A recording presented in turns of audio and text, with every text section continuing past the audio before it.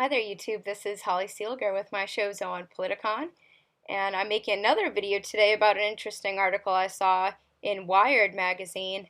It says that AI threat isn't Skynet, it's the end of the middle class. So I'm going to pull up this article and read a little bit of it here. So basically, the article says that back in the 70s, scientists were meeting together to check out and discuss if their work was ethical regarding DNA manipulation, so probably like GMO foods. And they decided that, things probably weren't very ethical, but we were going to keep doing it anyway. And then this year in January, the world's top artificial intelligence researchers walked down the same beachside paths as they discussed the rapidly accelerating field and role it would play in the fate of humanity. So they're talking about AI, and yes, they discussed the possibility of a superintelligence that could somehow escape human control, and at the end of the month, the conference organizers unveiled a set of guidelines. So they're going to try to not make AI smarter than us. They kind of promise, or at least say that they won't try to make anything like Terminator, even though we all know that that's kind of what we're headed toward.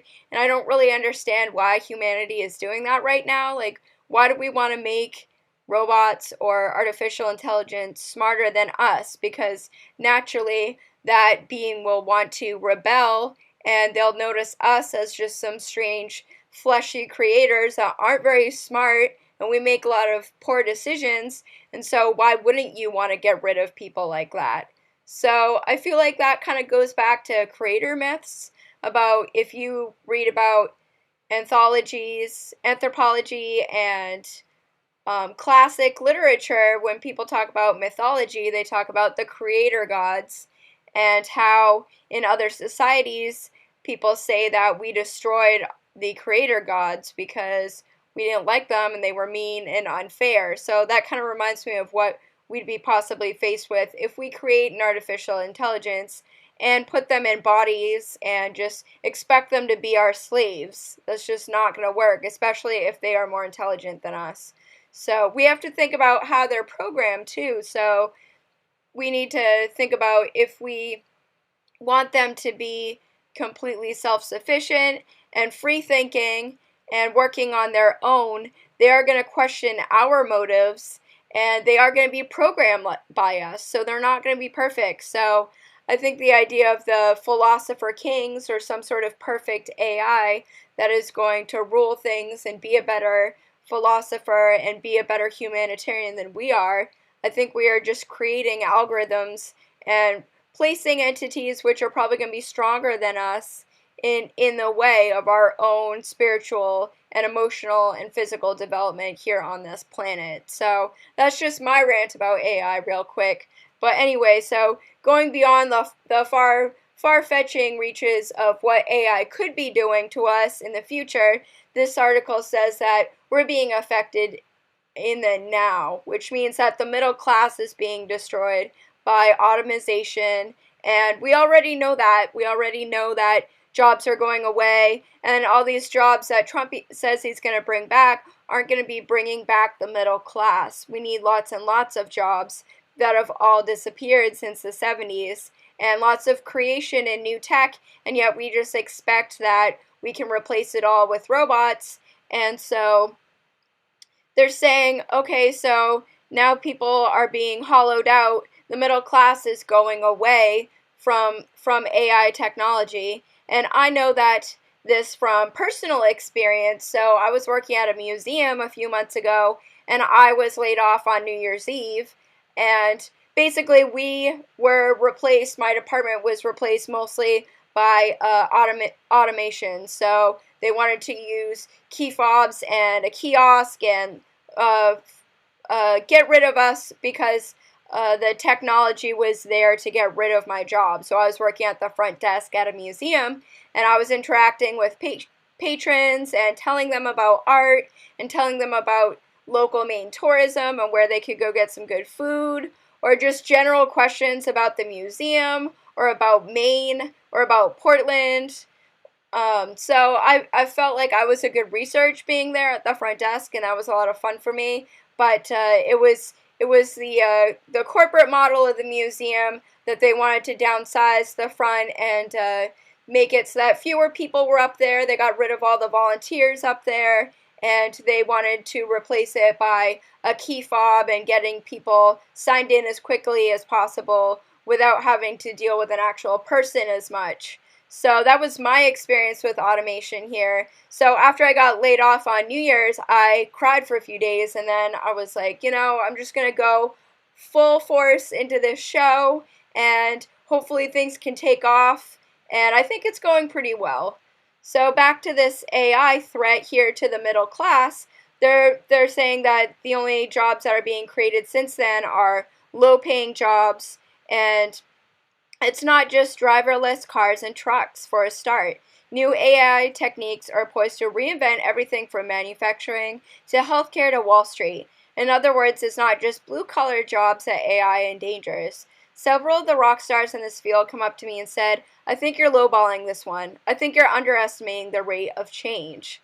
So I think it's interesting that Wired is reporting on this now, because it's been going on for like a few decades now that we're being replaced by computers. So they say that the solution to this is just giving people universal basic income. So people are like, well, if we just give people money, then to pay their bills and whatnot, that could fix things. But then people aren't going to be interested in entrepreneurship. So that threat has many thinkers entertaining the idea of universal basic income, a guaranteed living wage paid by the government to anyone left out of the workforce. But McAfee believes that this would only make the problem worse, because it would eliminate the incentive for entrepreneurship, another activity that create new jobs as the old ones fade away. Other questions the psychological effects of the idea. A universal basic income doesn't give people dignity or protect them from boredom and vice. So I always hear that argument, and I don't know, I'm open to that argument, but also, like, there's a lot of people like me who, if I'm not working, like, a full-time job for someone else, doing work for someone else, I've got plenty of other shit that I would rather do. Like, I could be creating art, I paint paintings, I dance, I make costumes, I volunteer in my community, I make shows online. Like, the list is endless of things that I would rather be doing to participate in society other than work a full-time job for someone else. So that's just my perception. I don't really think that that's going to take away from my personal entrepreneurial spirit. Maybe there are some people out there who say, like, I wouldn't know what to do if I didn't have to work full-time for someone else. I think there are a lot of people like that. But if you think about humanity, even just a few hundred years ago, people were growing food, people were hunters and gatherers not that long ago. Like, people come up with plenty of things to do besides being wage slaves. So I don't know. I think the argument could go either way. I mean, maybe if we just provide housing for everyone, like, that won't solve our economic issues, but I know it would help me out a lot if I could have access to that sort of stuff. I don't know.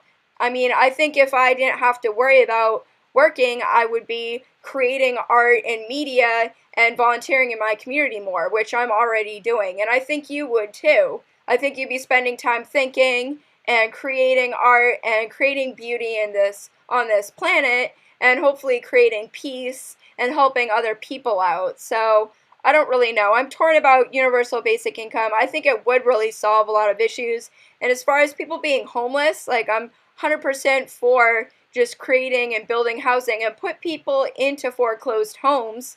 Like, here in the United States, we have more empty homes than we have homeless people. So it just seems logical that if we didn't have, like, this crony capitalism in the way, people could actually be living in homes. And once you have a home, you can focus on other things like getting a job or participating in society or helping your family out. So I think we're going to have to look at these larger pictures here with AI. And yeah, they are replacing our jobs. My fear, like I said earlier in the video, is that we're going to create entities that are smarter and better than us, and then they will have the decision to just wipe us out because we are fallible, and who would want to share a planet with us if they could just get rid of us? So that's my thoughts about this article. It's in Wired magazine.